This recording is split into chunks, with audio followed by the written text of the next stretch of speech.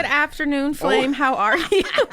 Good evening, good day, good something. It's sometime Good. somewhere. You know why it's good? Because we got, like they say in jail, we got one day and a wake up. Guess what's happening in one day and a wake up? What?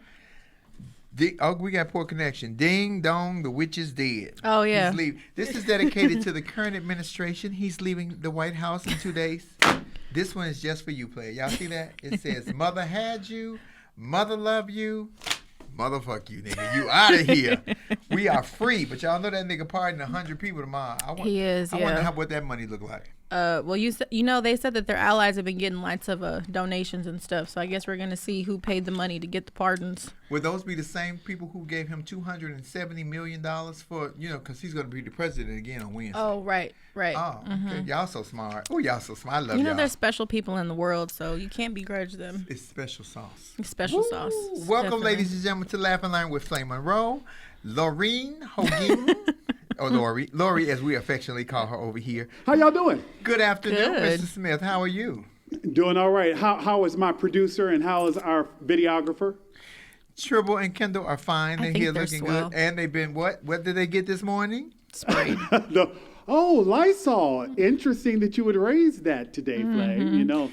That is among the many Today, things I'm we'll be raising it. discussing. I'm raising it today, but I use it every day on Every everybody. day. I wonder if the police are listening right now. You know why I Police. bring that up. I know why you brought it up, but police, if you listen because I sprayed somebody with Lysol, arrest me, player. I've been to jail before. They let me out on a technicality. I get back out, nigga. I got bond money. Oh, my goodness. Yes, you do. How are you, Nick? I know what you're going to go to. You're going to go to Florida where they arrested that teacher for spraying that 3-year-old boy with Lysol. But before we talk about that, please explain to us how you feel about Lysol now, because you were explaining something to Lauren and I yesterday on the phone about what Lysol has done to contact surfaces, and your body, your skin is a surface, your clothing is a surface. So you explain it better than I can. Well, no, you laid it out right there, and that's exactly what it is. That the idea behind Lysol is to disinfect, and that's what its promise is, to disinfect upon 99% of the surfaces and things and kill germs that it lands on. The idea behind the aerosol is to also create this mist and to kill bacteria. Well, COVID is among those different viruses and bacteria that Lysol is believed to kill. We were talking about yesterday how I've just been doing a little more reading and a little more research, and I had a situation this week where you have one of those aha moments, and you're like, wait a minute, I need a few more answers to a couple of questions that you have now created in my mind, not you, but the world in general. Specifically, we're talking about how COVID was introduced to us last year. In fact, we just hit the anniversary. A year ago today, we had our first case, not our first death, but our first case. Hey, we know COVID is here in the United States. We went into a lockdown in March. They immediately enacted Operation Warp Speed, not after too long after that, where they created and got different companies and pharmaceutical companies to get engaged in creating a vaccine. Totally understand that. Proud, love the science. But now, last month, we were told that there's this super strain that has now been introduced into the public at large. Oh, but don't worry about it, Lauren Flame, because the vaccine that we created for COVID with the original strain, this works on that one too. No. And I said to you, it might It work might on work, this strain. yeah. That's what the word. So I say to you, so then a virus, a vaccine that you created for the original virus just magically may work for this one too, but we don't know. But go ahead anyway. And I was just saying that those are the kind of things I feel like give people pause and make you say, wait a minute, I was riding with you all when you were very clear about what your original directive was. Now it seems like, oh, well, it worked for that. It's going to work for this strain too. But I thought you said this new strain was more infectious and it's super contagious and it's even crazier than the last strain. I just feel as though there's more information needed, and I don't believe that we're getting everything we need to know. And that just gave me pause. And I had to share that with you all. Well, you never answered the question, but come on, Lauren, because you never answered the question that I asked you. I'm just saying. Well, about he the said- Lysol? Yes. I think it works. I think the Lysol works, clearly, because you've been doing the Lysol. So all that to say, you've been doing the Lysol, and I just think the Lysol must be doing something. Right And along we with- said this. We said this too, though, that Lysol now has these commercials that specifically say that they're most effective in killing COVID-19. It's a part of their tagline at the bottom scroll. So it works. So we can give Flame that credit that she was the first to spray people, and it's been working a year later. And let's go back. Let's go back to the teacher who lost her job for spraying the 3-year-old kid. At least she didn't tell the kid to take it internally to ingest it or put it in a needle and shoot it in her arm and put UV lights up on there. Who did that? Your president for one more day. One more day, he's gonna be your president.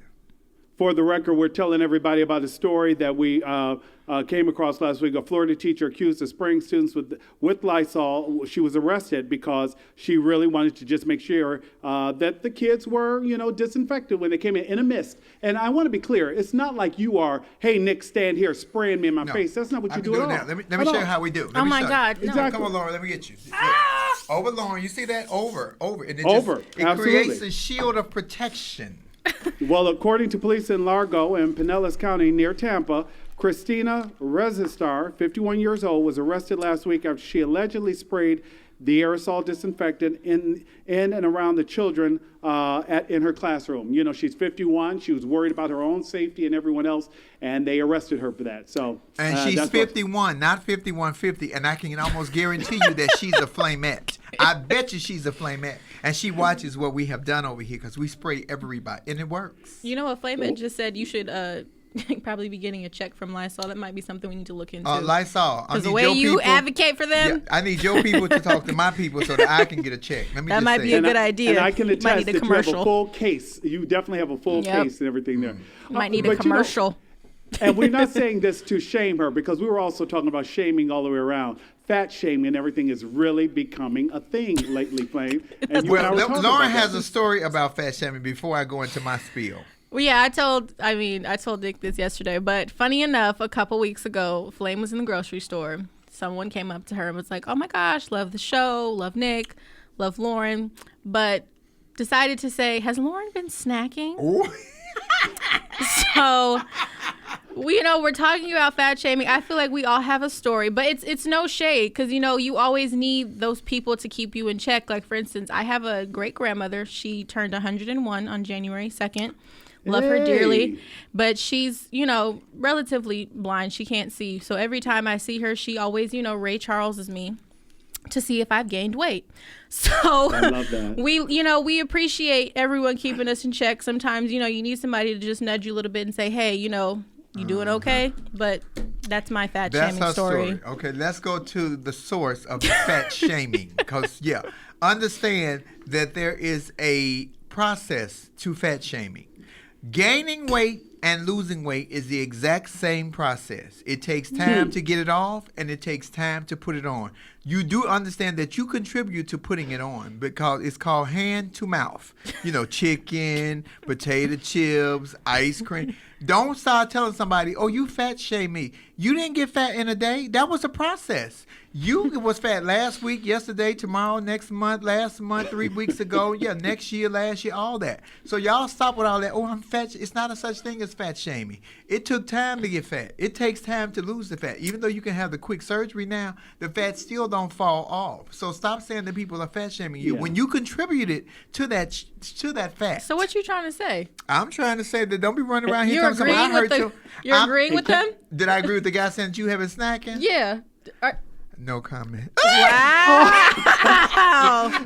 Oh my God, Wow. Cali lady. No, I Cali love lady my just Lord. said Y'all we're know all this- snacking in this lockdown. No, So, I'm just Cali messing lady, up. thank you. Shady. Ooh, it's okay. We love that. Flame, but since we talk about people who love to shame people, can we talk about your president and how he has continued to take donations for a failed, for making false claims about the election being rigged? And he has racked in quite a bit. How Trump much? donations. How much? Trump has raised $495 million since mid-October, including a massive haul fueled by misleading appeals about election fraud. So guess what? He owes $420 million apparently either to China or to Russia. I need you. I know you don't pay taxes, nigga, but go ahead and pay them because you know them people ain't gonna play with you. So you need to go ahead and pay Putin or Yang Yang or whoever you owe money to and get your debt clear because your followers, your people have gave you that money to pay off that debt. Now, they ain't said nothing about the taxes in America that you ain't paid. We talking about that other debt because you will disappear because those, especially with them Asians, them Yangs don't play. Baby, don't owe them no money. They'll follow you around the beauty supply store. Ask me how I know. Okay, wait a minute. What? These are all people who will clearly be looking to President Trump to either pay them back or ask for favors because among those are the Capitol Hill rioters who have been arrested, many of whom have made public appeals for leniency, saying that, hey, I expect the president to pardon me because I was carrying out his orders. Yeah, that's correct. One, I would just like to say it's so unfortunate that people are really naive because you've been giving money to Trump as if he was going to run again, one, and now he's facing impeachment for the second time. But also, two, it's just it's baffling that, and I mean, and let's just say this, reports are coming out that Trump is definitely going to either trade, our intelligence so that way he can, knock off some of this debt. So it's going to be interesting to see how all of this plays out. And to your last point, Nick, is Trump is expected to pardon about 100 people tomorrow. So overall, it's It's interesting because Mr. Trump has indeed been impeached the second time by the House. Can we remix that right quick? Wait a minute, Nick. Remix that. You about to lose your job 2 times. You about to lose your job 2 times. You about to lose your job 2 times. And has the distinction of having more votes for impeachment than any other, So not only has he won in the number of times of being impeached, he leads that twice now, where no one else had been impeached twice, but also by bipartisan support. The fact that 10 Republicans joined on board also reset the stage as well, that it wasn't completely partisan. It was indeed a bipartisan decision. But among those, Jacob Anthony Chansley, a.k.a. Jake and Jelly, was allowed to request and have his request received and approved to have only organic food while he is incarcerated waiting for his date. Is that the white boy with all the paint and shit on his face? Yes. Yes. The one who his mommy came out and said that he's not Popeye, but he has to have his spinach. Yeah. Tell that nigga he stay in jail long enough, he gonna get all the fat-free meat he need, baby. No calories. It ain't gonna make him gain no weight. It's organic. It comes from the body directly. Did you guys know that you could get organic food in jail though? This was news to me. I didn't even know.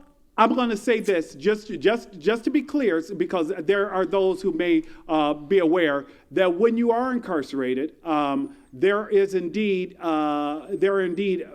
ramifications and modifications made for those who have different areas of worship. So it is not outrageous to me that organic food would be among those things, because there are those who often convert to the Nation of Islam, and then they're allowed to worship differently, and they do eat differently. But how does that qualify for organic food, though? I understand, like maybe if you're Seventh-day Adventist, you don't eat pork or something like that. But organic food, it's expensive when you're out of jail to purchase. So but there are those who choose not to put those toxins in their body. And he's, so I'm just saying that that's not outrageous to me. But all of that goes off the table when you are incarcerated for a crime. That's what I would think. Here you go right here. He's incarcerated for a crime against America, treason. That's a crime. He shouldn't be allowed to have any. If it was a brother, let me just say the fucking words. If it was a brother, that nigga would eat the same bologna sandwiches that the rest of us eat. Because I've been in jail. I had them bologna sandwiches. They hard to get down, but they good trading stuff. You can use them to play cards with and everything. They thick as more. They real thick, but you can play cards with them and all of that. Wait a minute. Hold up. I don't like the fact that he gets. Yeah, it is a story. I don't like the fact that he gets special privilege because I'm sorry. They're giving too many of them special privileges, and I'm just not for it. I'm not for it, and I don't want to talk about them no more. Today is a very special day because today we celebrate, whose birthday was on Friday, the memory, the legacy of the one and only Dr. Martin Luther King. Yes, Reverend indeed. Dr. Martin Luther King. Yes, one of the founding fathers of the civil rights movement. He wasn't the only one. There was a bunch of them, but he was the one that we saw. He was the one that was out there publicly, and we spoke because there was a couple of other ones that was right there with him. but the times were different, and they could not be as open to speak about civil rights because they had skeletons in their closet. One of them being a part of the LGBT community, Bayard Rustin, who was actually supposed to be selected to be Martin Luther King. He was actually supposed to be the king of that era, but he got caught in the car. He got caught in the car with 2 white boys. I guess it's different if you get caught in the car with 2 white boys as opposed to being king, going around from state to state, smashing and grabbing, because we love you, Dr. King, but the notorious rumor is out. So all you side bitches that think y'all just started, Baby Martin was pushing panties back to the side like Jay-Z way back in the day, baby. I'm just saying. And we still love you, Dr. King. I don't think anybody's ever heard that before, Flay. If they watch Selma, if you watch Selma, they know. It's okay. It's common knowledge now. I will say this. I'll tell you what may not be common knowledge. Did you know that Martin Luther King was not his original name? Yes. Yes, we did know that. See, see, there you go. And when did you learn that, sir? Yesterday. Who taught you that? Flay Monroe. His name was Michael, but you know the backstory. So his name was Michael. No, yeah, absolutely. I just thought that was interesting. The story of how Michael King Jr. became Martin Luther King Jr., and it all stems from his father having taken a trip to Germany, being so influenced by what he saw was the rise of Nazism in Berlin at the time. Adolf Hitler was just moving into power, and he loved the teachings of Martin Luther of Germany. And he says, you know what? He was so influenced by that and how he felt that could enact change, that those teachings were all about empowering people, civil discourse, but peaceful protest, all of these different things to fight for equality. And he came back, and that became his life's mission. And then later in life, Michael changed his name to Martin Luther. And so he became Martin Luther King Jr., just like his dad. And part of that, too, though, was that he wanted to distinguish himself from others. You know, I had studied part of this in school, too, is, you know, like you said, Martin Luther did the 95 Thesis. He came back, but he also realized that was more of a distinguished name that would help him stand out in society. Yep. So that was also partly, too, of why he changed his name and then decided to change his son's name as well. So, but like Flame said... Changing your name to stand out, is that how one becomes Flame Monroe also? You know... Maybe. Who knew? Let's talk about some of Martin, because niggas ain't talking about shit. Let's talk about some of Martin's fantastic quotes. My personal favorite quote of Martin Luther King, because I was 2 when Martin was assassinated at the Lorraine Motel on April the 4th, 1968. I was only 2. I was going to turn 3 that year. But I remember, and I don't remember but I remember my grandmother being in such a funk, even at that age. And I'm telling you, I only remember that recently, because you'd be surprised at what you remember as a kid. Yeah. And she was so broken because she had pictures of Martin Luther King. Like we have pictures of Barack Obama over the house. I and my grandmother and them had pictures of Martin Luther King and Malcolm X and people like that. Jesse Jackson at the time. She took those pictures down of Jesse Jackson, let me just say, before she left here. Anyway. Jesse kept getting caught with us in his shit.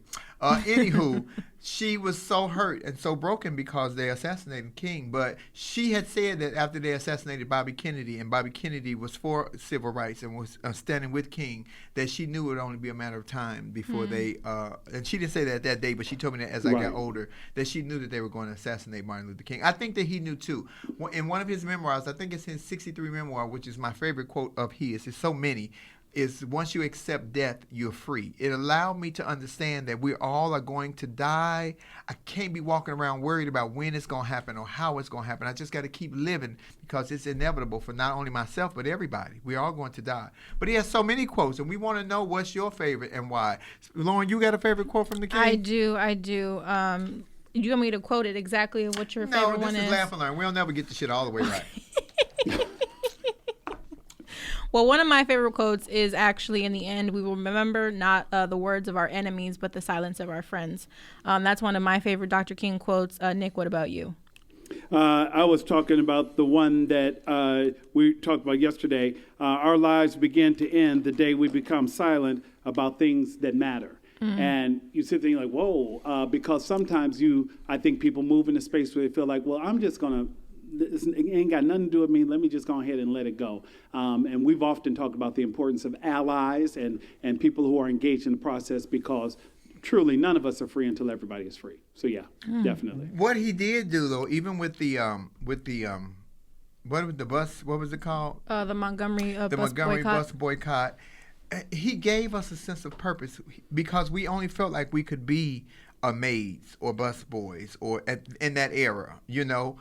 He gave us a sense of purpose that we can be so much more. We can be this. We can be that. And his speech, "I Have a Dream." He dreamed, and he dreamed big for us. And he did say in his speech prolifically that I may not be there with you when you get there. We still ain't got there, Dr. King. We still have not gotten there. It feels like we're getting close, and every time it feels like we're getting closer and closer, it's snatched away from us because we do have some prolific leaders. But right now, we need to stand by these female prolific leaders that we have because the women are the ones that's standing on the front line right now, being the generals. And the men need to get out. I'm talking about brothers, black men, need to get out the way or get to the side of them or stand right behind them to hold them up. Because you know how they always say behind every great man, every good man, there's a great woman. Behind every great woman, let it be a good man. And if it's a black woman, let it be a strong black man. You know what made me think about that was last night I was watching the interview with Abby Phillip, who I absolutely adore, CNN, Abby Phillips. She was interviewing Vice President-elect Kamala Harris, your soror. Yes, indeed. See, I can do that. We just had Founders Day on the 15th. Yes, y'all did. And I found out yesterday that the AKA is the oldest. 1908. Sorority. Yeah. You know the word. I was gonna say fraternity because I'm mixed up over here. This he, she, we. Because I could have did both of them. Shit. Anywho, I say that to say that when Abby was interviewing Kamala. And the husband, Tim, when he spoke about his wife, this is how you know when a man loves a woman, to me. This is my opinion. He turned and looked her in her eyes and said, "I love you. I love my wife." Do you know it was some racist white folks all over this country kicking the shit out their cat? I know they was mad as hell, baby. I know the hillbillies was shooting up every damn thing because that is something that you don't see. It's okay to sneak with a black woman. Sometimes it's okay to even have a black woman as a girlfriend, but to marry her and publicly say on such a major platform that you love this woman. And he said, "I love this black woman." He says, "I love my wife." Baby, that was powerful to me because I can remember when that was taboo. That's how old I am. I'm going to tell you one of the best things I heard today. I was listening to NPR earlier, and they had an interview with Jim Clyburn, who I also believe to be absolutely brilliant. I think he is like one of the most underrated stars of the Democratic Party. And he just talked about King because, again, this is all part of his history as well. And he was just talking about where we are now as a country and why he still has hope and why he still believes and why he's still engaged in this process.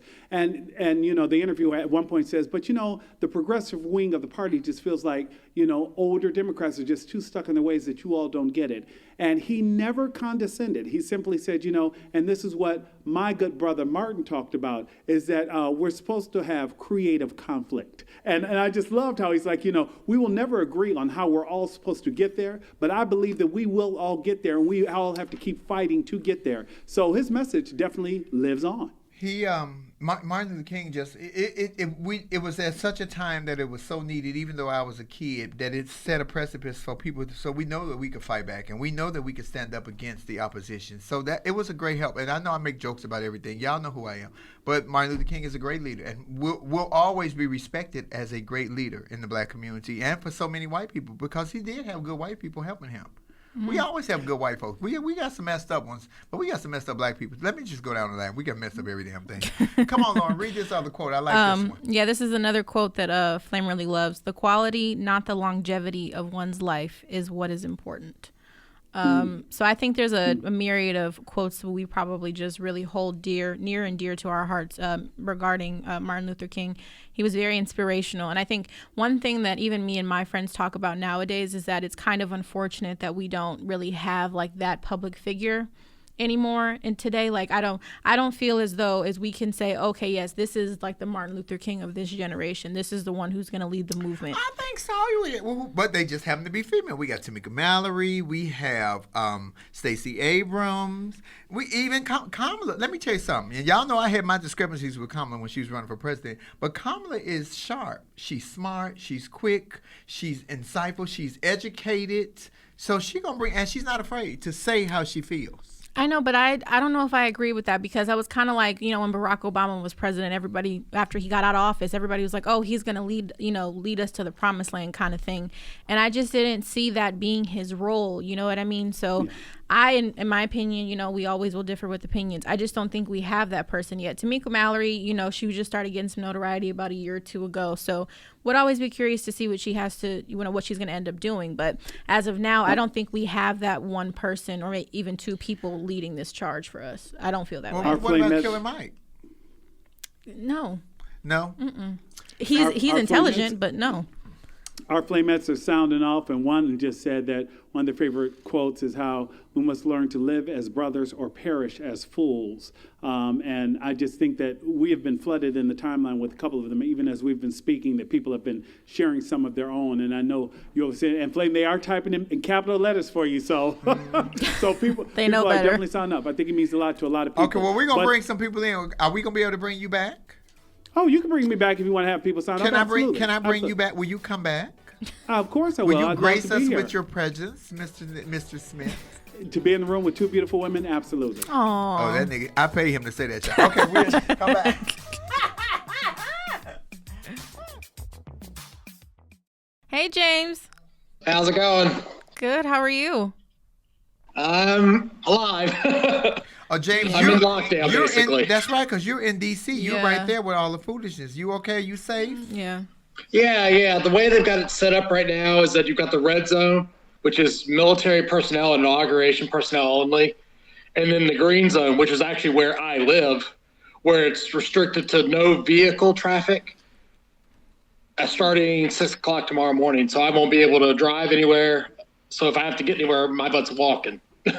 Well, maybe could you speak to how things are different today? Like, I know here in LA, we normally have, the King Day parade. Everybody's out. It's really festive. It's a cultural and amazing space to be in.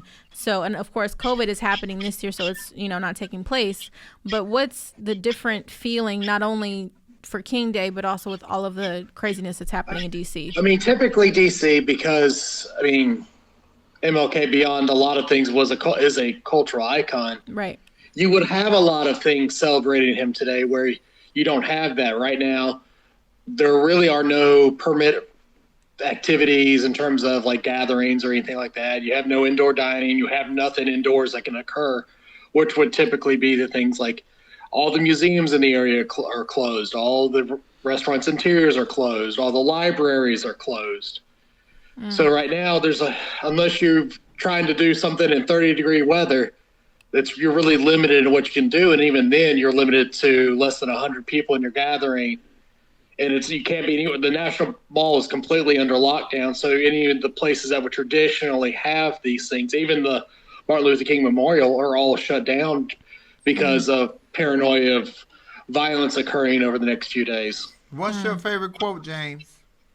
Actually, that was my quote that Nick read was that was the one I proposed. We must learn to live as brothers or perish as fools. I think for me, it's really important because as you know, I embrace diversity in everyone. And I think it's important that we do that as a culture. And that's the only way we would be able to move forward. Okay, so James explained to y'all in the very beginning that he is, he's down with the brothers and everything. He's also down with the sisters because James likes him a black girl. James is with the black girl magic, baby. James is with the swirl ladies, just flavor. let y'all know. That is true, yes. For sharing all my business, yes. And he lets the hair down for y'all. He do that for the black girls because I know y'all black women like all that. Y'all be thinking that's Moana from, what's her name, boy, with all the hair. Yeah. You know his name. You know what I'm talking. Jason Moana with all the hair. James, I want you to stay safe in D.C. Please it's stay almost safe. too calm. It's like that calm before. It seems like it's just a little too quiet before Wednesday. Yeah, I really think that if anything is going to happen, it's going to be on Wednesday where some stupidity is going to break out. My hope is that between the 25,000 National Guardsmen they expect, now the Coast Guard just arrived on the waterfront, and we're expecting 2,500 police officers from other states, and between 10 and 15,000. Oh, Secret Service. Thank you. So they're expecting 10 to 15,000 members of the Secret Service to be in town also. Wow. So the discrepancy, the disagreement that we had this morning, Nick and I was, and I talked to Kendall and Tribble, who's the producer and of photographer here, the videographer, was that because Nick was like they're quiet because they're afraid because of the National Guard and the Army and woo-woo. And I was like, no, I don't think that's what the case is at all, because they've shown that they have restraint. 40% of the military, and I'm only throwing out a number. Let me don't say a number for real, but there's a lot of them that's in uniform that should be on the other side. And if they weren't in uniform, they would be on the other side. They're not going to hurt themselves. They're not going to kill those people. They're not going to hurt those people. I don't believe that at all. I think they see themselves because they are those people. They just happen to have on their whatever uniform they're wearing that day. I don't believe they're going to hurt, because had that been a bunch of us, it would have been a massacre.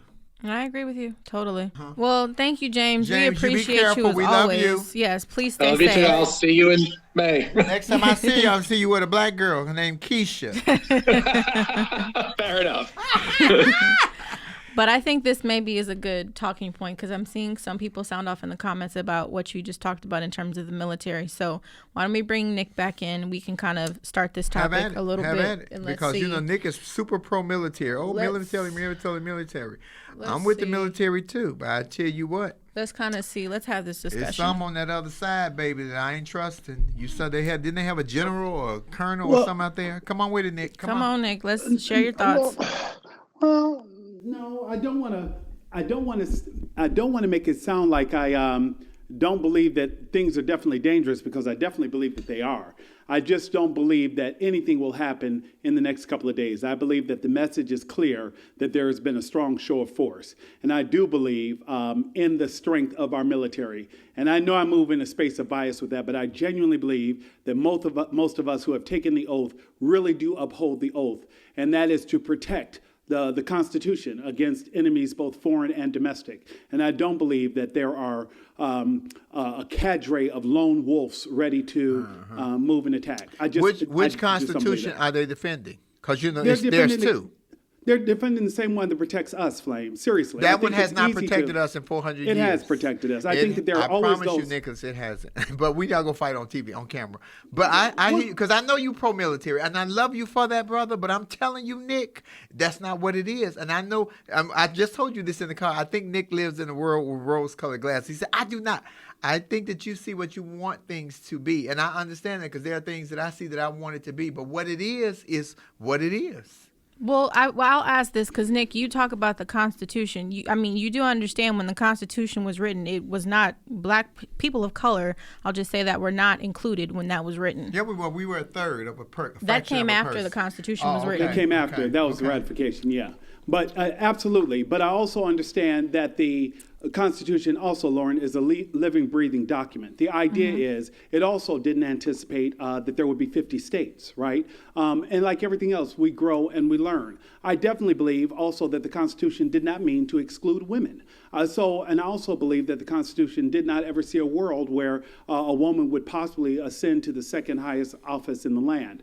I don't think that what we can do is move in a space where we don't believe and move in a way and operate in a way that we know we belong. And I believe that there are men and women who serve this country because they too believe in this country and its promise. I among them. But I'm not one of those who are out there today. But I do believe that there are good men and women, many of whom are 17, 18, leaving home for the first time, who really do believe in the promise of this country and what it has to offer for people like me, like all of us. Yeah. Well, not everybody in the military. I wouldn't say everybody in the military, but there is a apple. great quantity of people that are racist in the military, and they just take their uniforms off. They still go home to who they are. You can't leave you by putting on a uniform. When I take this dress off, Marcus Park is still up under here. And I think that there are a great number of people who are racist who happen to also possibly be in the military. I think that what we can't do is say that the military somehow attracts racists or something. And I guess that's where I'm just trying to draw a distinction. No, you're taking it somewhere else. You're taking it somewhere else. Okay. Come back. Well, you were saying, come back. you were making it sound like people in the military are racist. And I'm saying not that's not true. I didn't say everyone. I said there's a good quantity Wait, of what people does that mean? are. What does good quantity mean? 5%, 10%? Enough of them that if they're not going to kill white people and the white people that racist, the protesters that came last week are not afraid of the military because they don't have to be. See, that's not us. This is what you're missing. They don't have to be. They've never been in a position, and showed last week when the police and all the law enforcement in this country, when they shot Jacob Blake in his goddamn back 7 times, and he said he wasn't meaning to kill him. Well, what else was you meaning to do? He was unarmed walking away, but here is all this barrage of white people. Nobody had guns out. They had their poles, they had their flags, they had their paint on their face. Y'all had guns, battalions, you had shields. Nobody ever attacked them. Nobody rushed them. In fact, they ran from them or took pictures with them or opened the door like they were giving them the key to the city. I don't want you to think that I'm attacking the military. I also don't want you to think that they are completely innocent of this. That was an inside job. Nobody knew where Nancy Pelosi's office was because that place is like a fucking cavern. That was an inside job. And when they get through, they can be mad at me. You know I don't give 2 fucks. Because guess what? I got paid already. Anywho, come on. And I'm going to just say this too. The military was not established to protect people of color. Like we just got to say it is what it is. They just weren't. It just wasn't ingrained in their foundation. So it wasn't surprising for me to see what took place because that's not what was taught to them when that establishment was created, or that body of government, whatever we want to call them, was established. It just wasn't. And it's no shade, Nick. I know that you're a veteran and I appreciate everything that you did for this country, but you were one of the anomalies. You really are. Everybody is not like that. But you also know the military was not there on the 6th. But wait a minute. But yeah. The military was there on the 6th. Let's go back to the military. Let's go back to the military was only created and allowed black people to come in because they were putting us on the front line to die first. They were told way back in the day, you can't even kill a white person, even if they are on the other side. Right. So understand that we have been collateral damage a long time. Long time. I'm not throwing the military up under the bus, but there are racists on both sides. Ain't that true? On both sides? That would have definitely been a bus. But if you're saying that it was created and we were collateral damage, Flav, I'm not sure what else one would call that. But, no. I wasn't revoking on that. I'm saying it's not all bad military now. We were created so we could be on the front lines because their soldiers were dying. They were dying, but even with us having guns and them shooting at us, we were not allowed to kill a white person, even if they were on the opposite side. So when they had the Civil War in the very beginning, the black people that were soldiers in the military were not. They was allowed to stand there as barricades, but they couldn't kill the opposition, even because they were white.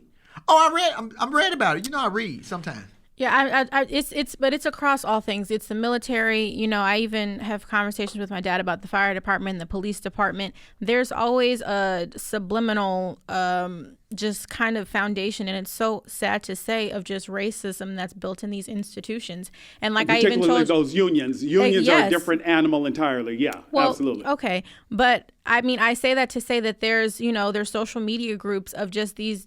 They're really just these races that are within these, bodies. And we even saw it with, the different uprisings that happened on the 6th, even at the Capitol here in Sacramento. There were 4 retired LAFD, firemen that were there. Sure. Supporting Trump. So I'm just saying I just feel like we can't just say like, oh, no, it's the military is not bad, or, oh, this group isn't bad. You guys have a lot of bad apples. You really just do, because that's how you guys were founded. It is what it is. I guess what I wanted to make sure I was clear on is that not only will there not be an incident this week, I just want to make sure we're clear. There will not be an incident. And but how do you know that? I believe in this. I don't move in a space where I don't have faith in our institution. I genuinely believe democracy prevails, and I genuinely believe the men and women of the military and those who have been enacted to protect President-elect Joe Biden and Vice President-elect Kamala Harris will keep them safe. I just believe that. And I'm not negating the dark cloud you all bring. I'm just saying that I do believe in the power of the institution. Now really if something goes down Wednesday, the Flamettes gonna come here next week and blaze your ass. Oh, I'm sure. And it'll be the same ones who told me that I should be washing chicken before I cook it. No, they said wash your meat. They didn't say nothing about no chicken. They said your meat, dear. And last week he showed the meat. I'm just letting y'all know. So it's just I just believe that they've got this covered. I don't believe this is one where you mess it up. I really don't. But we will see, right? I just want to know where you live. Where you live? I'm just saying, you're saying nothing's going to happen, but there's already instances of things happening. Like there's a woman that showed up with firearms to the gate saying that she was a part of the presidential cabinet with a fake credential trying to get in, and they had to send her to the psych ward. So exactly. This is what I'm talking about. Lauren, when I tell you that again, and I know this is much further into this topic than we had planned on. I just think that to dismiss the protocols and things, I think a valuable lesson was learned last Wednesday. I really do. But that's what they did. They did dismiss protocols last Wednesday. That's exactly what they did. But what I'm saying, a lot of protocols and things were missed last Wednesday. That will not be the case this week. Absolutely not. Absolutely not. There's no doubt. Why? Because you think it's too many eyes on it.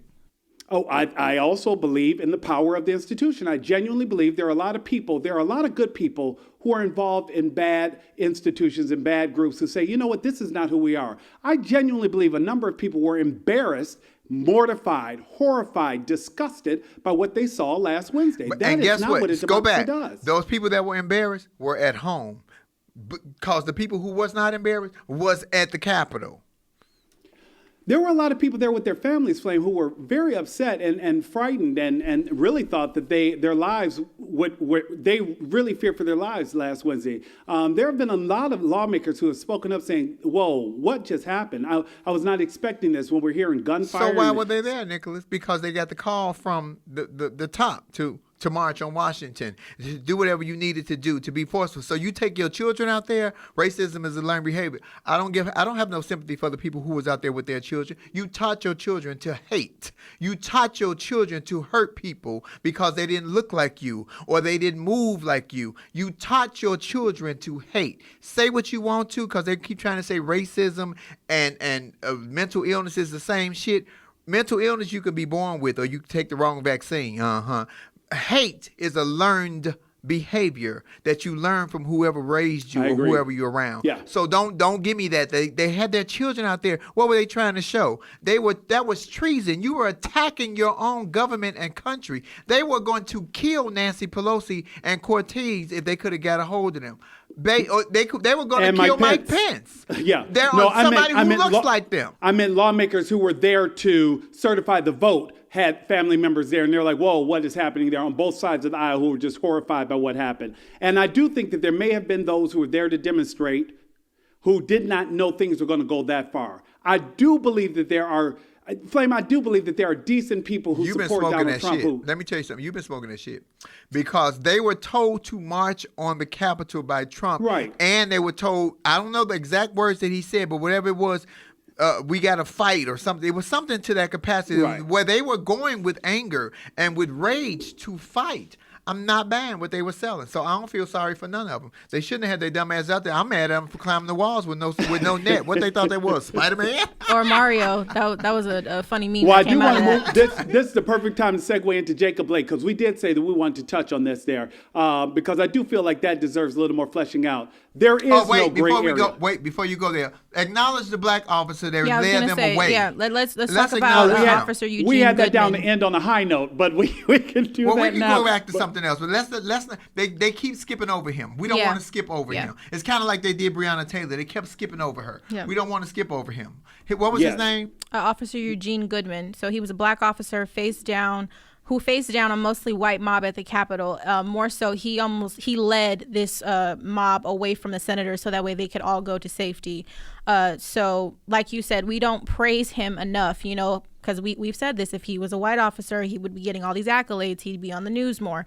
So we want to make sure that we're honoring this amazing black officer for risking his life to make sure he was protecting those senators that they could get to safety. So thank you for what you did. And never drew his weapon. Never drew his weapon. I just think that's amazing. He had his sidearm, never drew it, purposely pushed, led them away. And again, a veteran of he served twice in Iraq, 2 tours in Iraq.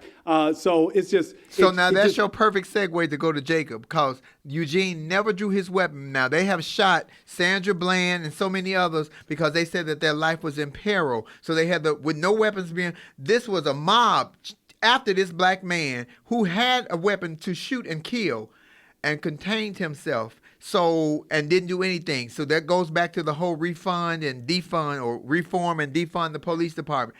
This man was trained and had the mindset to say, hey, I can de-escalate this. I can talk this down. I can make this work for me, which he did. Because had he went on a shooting rampage, he'd have been fired and been in jail. He'd be in jail. He wouldn't be fired. So again with the whole guy who shot Jacob Blake in the back 7 times, because he said he wasn't trying to kill Jacob Blake, shooting him in the back 7 And to be times. clear, there is a move to push Eugene Goodman for the Congressional Gold Medal. So Yes. that is the highest civilian honor. So yeah, Jacob Blake.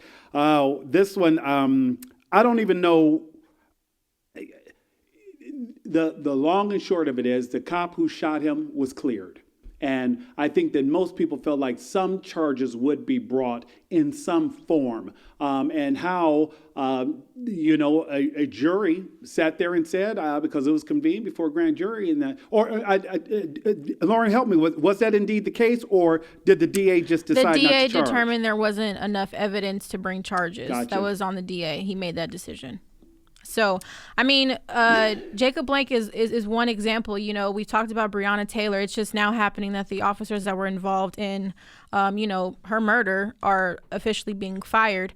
But we have these instances of, police coming after, these people of color and no charges being drawn. So it is a good parallel to draw, though, because we say, like, we have Flame said this. We've had, police officers go into these communities of color. They're not familiar. They don't know how to handle the situation.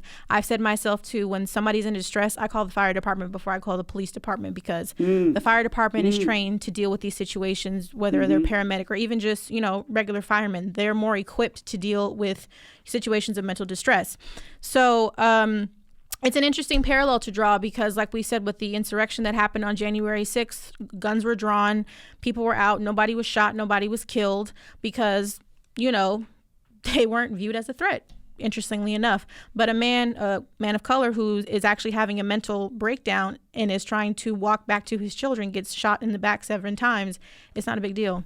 So now, to be clear, 5 people did die last, which I think is part of the whole shock. Because again, Secret Service took no time blowing what's her name away the minute she came through that window. She had a gun. She was shooting. Like, I mean, at that point, if they didn't shoot her, I would be baffled. What was her name? Abby. What was her last name? Yeah, I don't believe she was armed, Lauren. I think that she was just denying the order. They kept saying, do not, do not, do not. And she kept proceeding anyway. And she was ex-military. I have a question.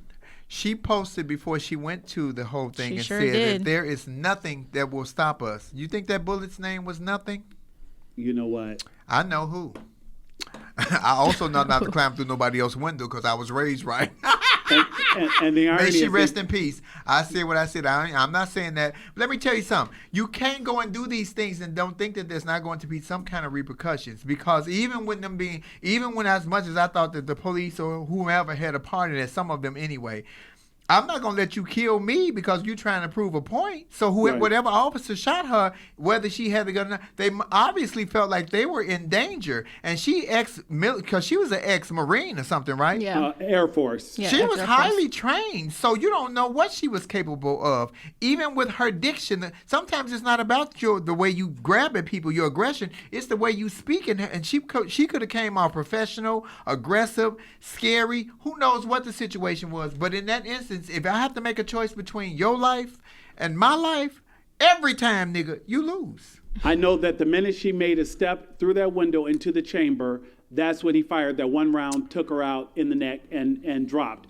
And it's, one of the things we've learned since then, that she was already kind of struggling financially. And the idea was, she felt like Trump was the one to help, Trump put her in with whom Trump broke her ass. That's what she didn't see. Trump was the one who put her in a financial crisis. Exactly. Let me tell you something. I need people to stop using it as a crutch to all people, not just white folks, black folks, everybody. Y'all stop saying, oh, I ain't had no money, so I was depressed. You can always find a way to make some money. Honestly, you will always be able to find. If you got any kind of hustle in you, you can. That's not an excuse for you to go out and hurt people. Black folks been broke. We was broken for years. We wasn't going out and hurt people. They love to say that black folks the most dangerous people on the world. The most dangerous. Black folks, for the most part, we just want to be cool. We just want to be on chill. I completely agree. That's y'all angry asses. What y'all mad at? Because I'm a pretty nigga. That's what you mad at? Get over it.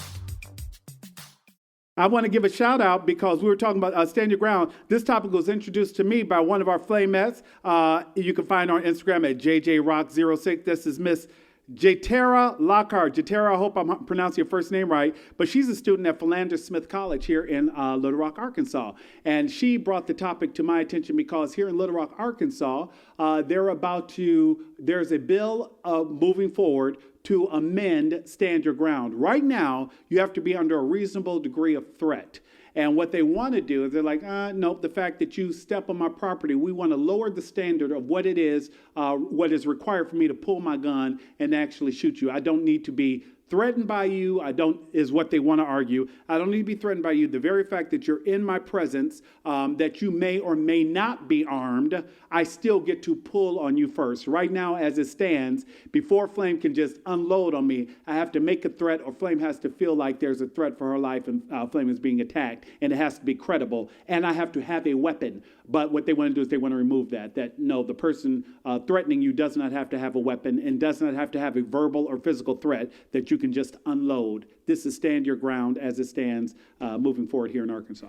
Yeah, well, I mean, we kind of talked about this yesterday, the three of us, but Stand Your Ground has always kind of been something very prevalent in the South. So I was surprised to hear that you, in Arkansas, where you are, Nick, that wasn't already, in law. But Stand Your Ground is always going to be a topic of conversation. It was an issue with George Zimmerman and him shooting Trayvon Martin. It was even Stand Your Ground was an issue with Breonna Taylor and her boyfriend, thought there was a no-knock warrant. There was intruders coming in. He was defending his household and ended there up was getting no arrested announcement made that they were police. Thank you. Stand Your Ground is just always going to be something of issue and something that's always going to be biased, because at the end of the day, if it's a cop or whatever the situation may be, with the right skin color, you automatically get this qualified immunity. So, and Lauren, help me. Was it Florida or Atlanta where you had that? Remember help me here. I'm not trying to make it the white guy. He told a girl, she was parked in the handicap, "You need to move. You need to move." And she was ignoring him. Her boyfriend came out, and he said and then he just unloaded on the guy, and the guy hadn't even. You remember that? I remember. I don't remember what ago. City that was in, though. I don't remember where it was either. But it's just one of those things where I feel like it's so murky now. And what I think has some people concerned is that Arkansas, some may not know, has the second highest rate of gun ownership in the United States, second only to the state of Alaska. A lot of people think it'd be Texas, but Texas is not. It's Arkansas. So in the last 6 months, there's been a run on guns and ammunition. Believe it or not, it is almost impossible to find ammunition for weaponry now, because there are a lot of people who believe the Biden-Harris administration will either make it more difficult to own a gun or raise taxes on guns. So there's just been a rush. And the spate of violence across the United States has encouraged a lot of people to say, you know what, maybe I need to be a little prepared, because folks now are raiding the Capitol. I don't know what they may do to my little, condo here in downtown Arkansas. Well, a couple of things. One, I see that the city you're referring to is Florida. So thank you everyone in the comments for sounding off on that. It was Florida. But I'm a firm believer in arming yourself. I have a shotgun in my house that's loaded at all times. So I'm a firm believer in that. I'm just saying you have to protect and defend what's yours. Stand your ground. What does stand your ground mean to you? Let me tell you what stand your ground mean to me. I just said it. If there's ever a question, if it comes down to if it's me or if it's you, I will always choose me. And that is just how it is. And because self-preservation is the first law of nature. If I feel like you're going to hurt me because of what I look like or you don't understand, that has absolutely nothing to do with me. But if you think that you're going to hurt me, baby, I watch enough Law and Order SVU and Chicago BT, I'm going to get away with some shit. Did y'all not see Paris is Burning, where Doreen Corey was the tranny who was putting her makeup on the whole time? After she died, they found a dead body in a trunk that had been in her closet for over 20 years. Bitch, I'm a tranny. Trannies are the most ingenious people on the planet. We gonna get away with some shit. Understand me. That baby, Big Brother ain't got to know what happened, because I ain't gonna tell nobody. See, Doreen Corey was smart. She didn't tell nobody shit. She died. That nigga was still in the closet dead. Must have been some trade that went left and he went right. Come at me sideways if you want to. I'm gonna straighten your ass up, baby. Well, you are absolutely ridiculous. Stand your ground is just what it is. And my problem with that they let George Zimmerman get away with that, you know who I partially blame? Not blame for the whole incident, because it was completely his fault, 100%. But the mother, let me tell you something. To parents of children who are murdered by the police, and it's completely wrong, and you know it. Stop letting lawyers and stop letting people get in your head and tell you that you got to get on TV and speak a certain way, or you got to. If you hurt one of my children, any emotion that I feel at that moment, I have no control over because it's authentic. I may take you on a roller coaster of emotions: hate, anger, bitterness, hurt, pain. I may yell and scream. I may laugh and think about a great moment that I shared with that child at that time. I'm not going to let nobody get in my ear and say, well, you speaking for the community. You a black person. Everybody's watching you. We going to get you $10 million. I don't give a damn about your money. I want my baby. So I don't like that. And I thought that Trayvon's Martin's mother, she kept her composure. She was very professional and cool. But I'm sure that she had rage and hurt. And we didn't get a chance to see that because I think that would resonate with regular people across the board, not just black folks, but everybody. Because if you are a parent, then you know the level of love that comes with being a parent. If you are not a parent, you don't know. You'll never know how much you will sacrifice or how much you will love until you have your own biological child. I said that because I'm a real parent. So anybody say, well, I adopted a child. I love them just the same. I ain't never adopted no kids, so I don't know what the fuck you talking about. Yeah, I had a comment, but I'm not a parent, so I'm going to just shut up. Good. See, I shut Lori up, y'all. I shut up Lori. That's an inside joke. We were talking about workplace vaccination, and I already know Oh, go this ahead. is going to get fucked, but I just thought it was interesting. We have a teachable moment. Since you like to talk so much, we're going to let you have these first 3 minutes. It's a teachable moment. Please explain so to have us. your teachable moment. Please explain to them what you told us yesterday on the phone. I think it's a good teachable moment for everybody. This is what the show's about. Workplace vaccination, we're talking about specifically Dollar General is planning to pay their employees to get vaccinated. Dollar General, for some of our Flamettes or listeners who may not know, is a chain of stores that tend to be more popular in areas and communities that I live in right now. I live in downtown Little Rock. So it's more urban, and it's not as upscale as suburbia would be, or Long Beach where Flame and Lauren live, so it serves a certain community, a certain demographic. Within that demographic, there are people who are less likely to respond positively when you ask them to put on a mask, or if you ask them, have they been vaccinated, they're less likely to be vaccinated. So what Dollar General has decided to do is they say, hey, how do we protect our employees? They're offering to pay their employees to get the vaccination. Since you are going to be working in these communities where it can be a challenge, and the members of that community may or may not be vaccinated themselves, may or may not respond positively to you asking them to wear a mask, we would like to protect our employees, and we're going to pay you to do it, to take the vaccine. So one of the things we talked about yesterday was just whether or not that was a good idea. How do you No, you had a come to Jesus moment with the vaccine yesterday. Please explain to them. We talked about that earlier. No, we did not. You didn't tell them Flame what you said to us. kind of skirted around it. Let's bring we it want to back. hear your take on the vaccine, because it changed yesterday for some reason. But my take on the vaccine with this new super virus definitely changed. Before, my attitude was simple. I believed in the science. You made it clear. Okay, Operation Warp Speed, you've got this together. You're ready to knock out COVID that came along and got us in January of 2020. Now here we are in 2021. You've talked about this new strain. Oh yeah, that Operation Warp Speed, the virus, the antibody that we created, and the vaccine we created. Oh, Nick, you'll be fine. It works for this one too. Mike. And that's when I said, wait a minute. Hold up. How you didn't even know this one was there, and you had this one roll out. But here's my biggest issue. Initially, and this is where I have a problem, because I'm listening to you. I want to advocate for you. I want to help my community get vaccinated. You told us we needed 2 shots of the Moderna vaccine. Now, we already sent them out. We don't have that second one. You're going to be fine with 1 shot. Not only are you going to be fine with 1 shot, that 1 shot you have may work on this new strain of this new super virus that's even more contagious. So it's really, don't worry about it. We'll figure it out as we go. And I was Look, let me have my Dr. Fauci moment. Ain't that what that nigga did on TV? You've got to understand that people, that causes confusion and skepticism and doubt. And I'm like, wait a minute, I was cheering for you all, and I want to be there, and I want to say, Mom, you should do this. And now you've got me questioning. Miss Rosetta, don't do it, girl. Miss Rosetta, don't you take that shit. My mother said she would take it in 2025. Let me go back to this. Let me let Lauren have it so I can shut y'all down with this. I'm going to be Switzerland here really quickly and say this is why we call this show Laugh and Learn, because we've had discussions about the vaccine. Flame and I have always been against it. And Nick, you were for it. But like you said, you've done your research, you looked into it more to see if you think it would be good for you. And now with all this misinformation, you realize it's not something that you want to do. And moreover, there's more strains coming out. There's a South African strain now. There's a UK strain now. And there's like 3 different strains that are all of a sudden out there. And I sent you guys even a video last night showing that there's a batch of Moderna vaccines that came to California that are causing people to have allergic reactions. It's 330,000 bad cases of a vaccine.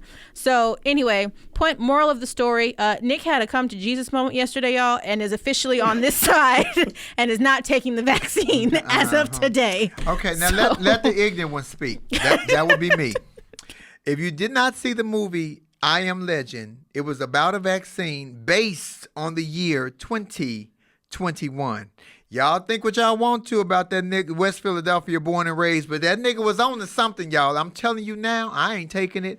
And here's my thing, niggas. If this is one virus before the new strain come out, if it was one virus, why we got 14 companies coming up with different vaccines? While one company, one government-funded company, American company with our own tax dollars, didn't just create one vaccine for everybody.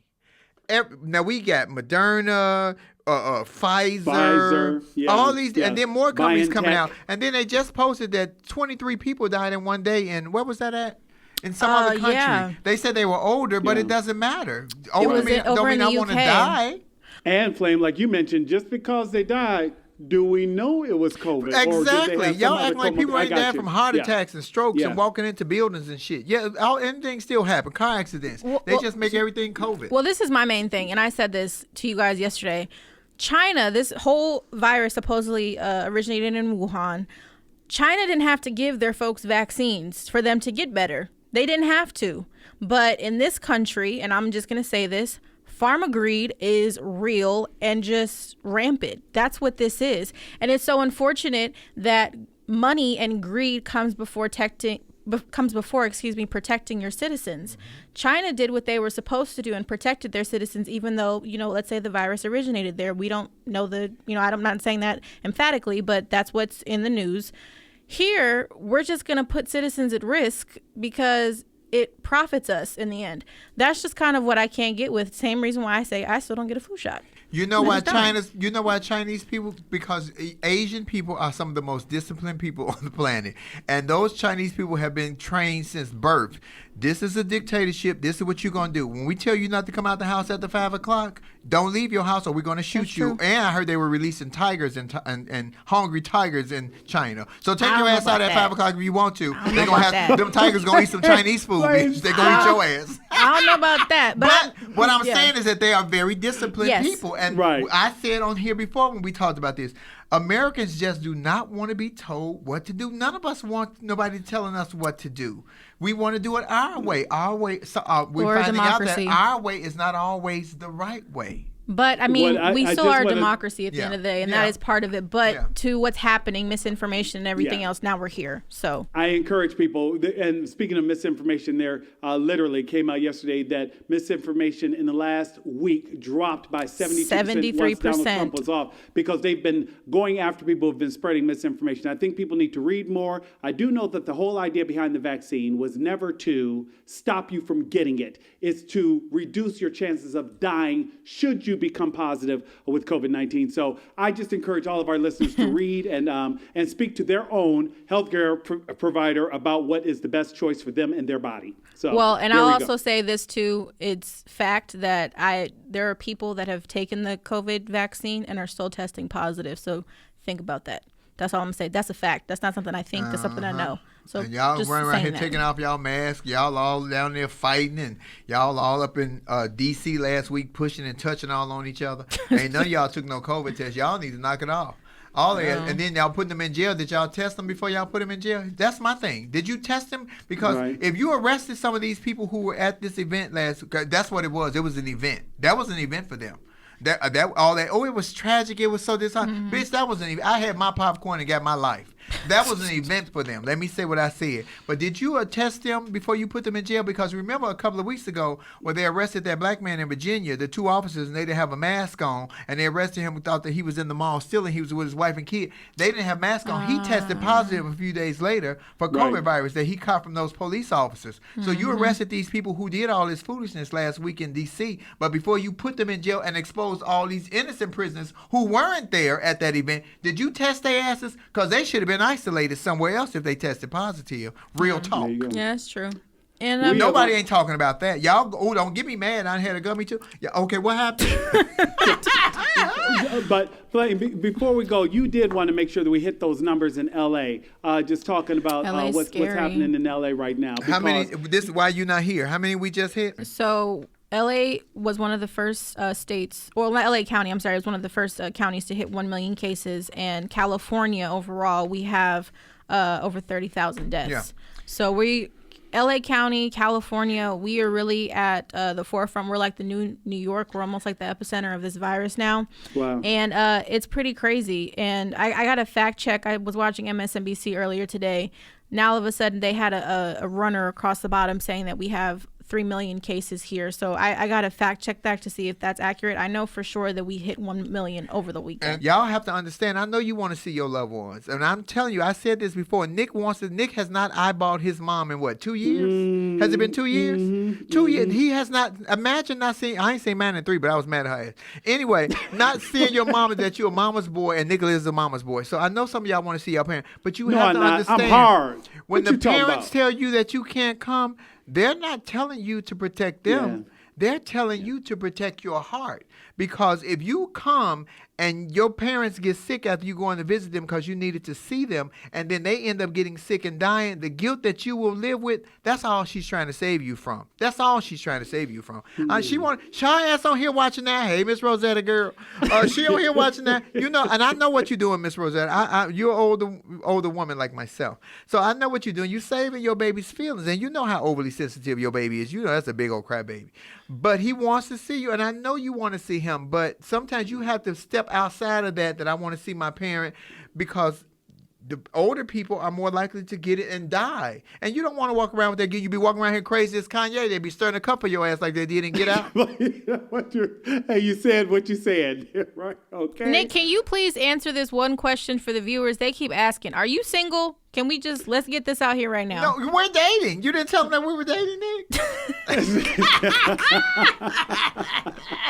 See, there you go. No, I am, just put it out there. You know, I'm twice divorced, but right now I am definitely single. I live in Little Rock alone. Okay, Flamettes, there's your answer. So stop asking. Yeah. Okay, now y'all know. Y'all want y'all some of that big. Y'all know his screen name is Big Black. But ain't nobody trying to come to Arkansas to be with me. So we got to make something happen. But not till you not till you get a gun. You say y'all got more guns in Arkansas than anybody else. I think everybody there got one, but you playing shit. I know Pookie Ray them in Arkansas too. They live on King Drive. You know, Martin Luther King in every neighborhood is the black neighborhood. Baby, I know every city that they got Martin Luther King Drive is the black neighborhood. I know some brothers that live on King. That's very true. That is very, very true. Very true. Very true. We were talking about work culture, just so Flamettes know what we're talking about, because many of them may know this very well, because we know we have those in every age group, that how the work culture today has changed and has been designed to accommodate a new workforce. Specifically, what we were talking about is how managers today who are doing hiring, friends of mine who work for different Fortune 500 companies like Apple or Amazon, they've had to hire people who are Lauren's age and speak to them about work-life balance, a topic that never came up when I entered the workforce, as in now managers have to take into consideration, am I giving Lauren enough personal time to balance what she needs to do so that she can be her best creative self when she comes here to work? And those are things that were just beyond the pale when we entered the workforce, Flame. Yeah, I mean, and I said this to you guys too. I know from experience that It's true. It is.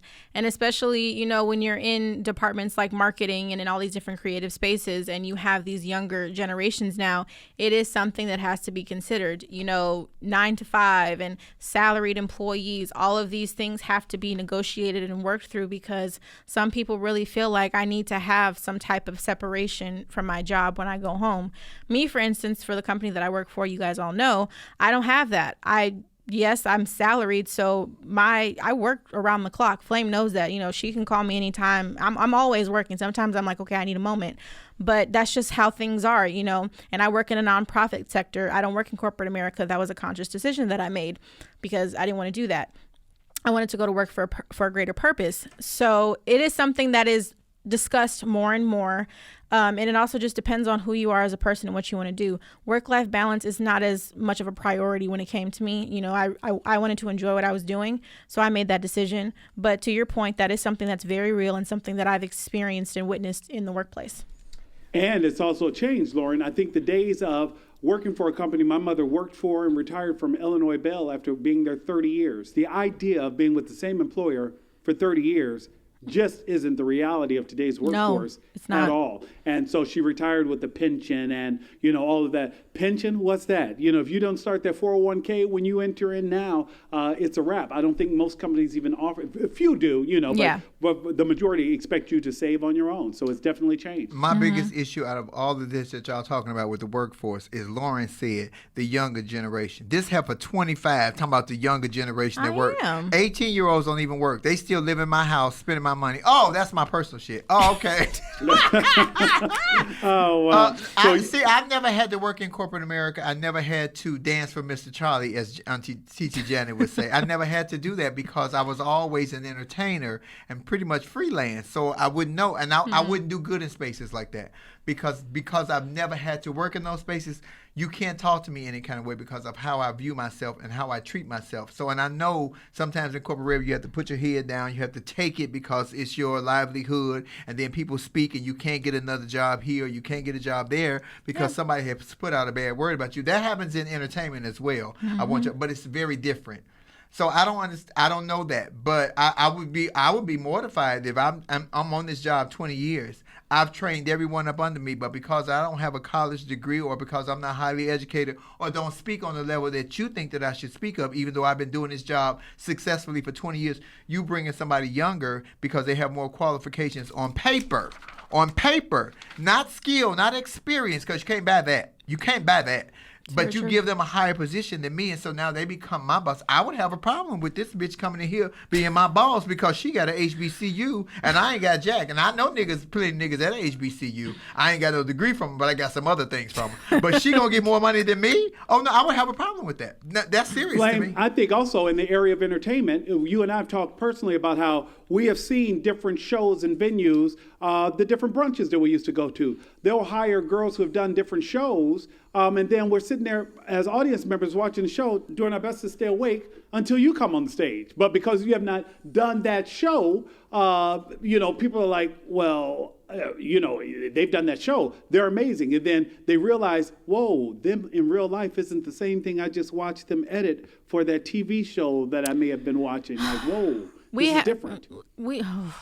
Let me say We've had this. We've had no. I'm gonna say it. Because Flame and I have had this conversation. That's the other thing that just goes back to checking somebody's resume. Because to what you just said, for instance, Nick, you should know that live theater and television is not the same thing. And if you don't know that's just ignorance, and you haven't done your homework. So that's the first thing that I'll say. That's really just that made my skin crawl. Anyway, sorry, but to honestly, all of what we're talking about, though, it's just it is what it is now. Like Flame said, I do have an HBCU degree, even though it's becoming more critically acclaimed now. Once upon a time, having a degree from an HBCU was saying that, oh, you didn't actually get a real education. So it's interesting to see how times change and how things, evolve. But to everything that you guys are saying, that is not the situation anymore in the workplace. It's just not. Things evolve. It's just changing. Lauren, I want to piggyback off of that. And the only reason I want to stop that, because we never know who's listening. And I just want to say this. One thing I grew up with HBCUs, this was always the case, that everyone I knew who attended an HBCU always made sure you knew they went to an HBCU, that there is a pride that comes with attending an HBCU that I mean, I love the school I went to. Everybody's college experience is unique to them.